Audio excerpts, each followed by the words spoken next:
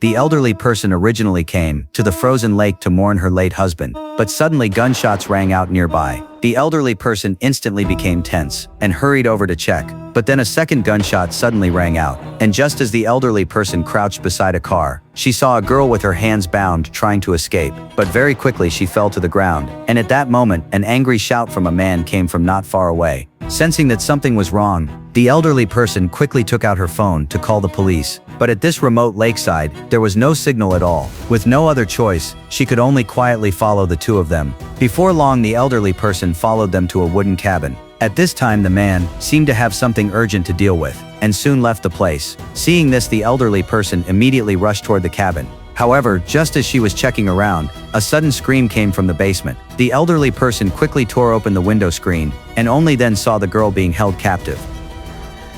You hurt? You alone?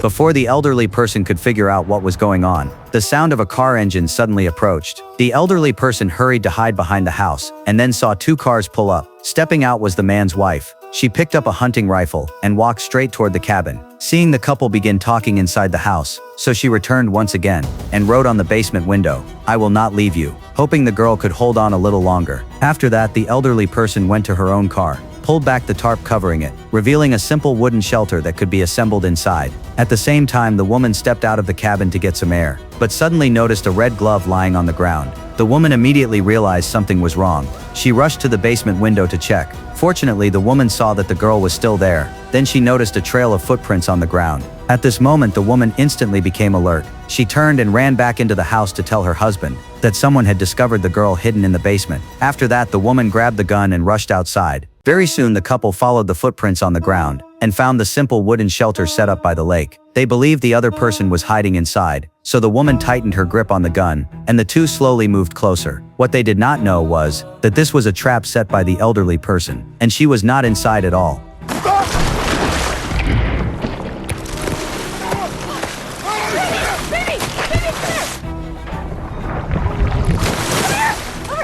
Give me your fucking here! Give me your hands! Holy shit! After the elderly person saw the two fall into the trap, she immediately returned to the couple's cabin and began searching for the basement entrance to rescue the girl. At this moment, the elderly person had already put life and death aside. She wanted to use her fragile strength to confront the darkness hidden on the frozen lake, because some courage has nothing to do with age, but comes from the conscience of humanity.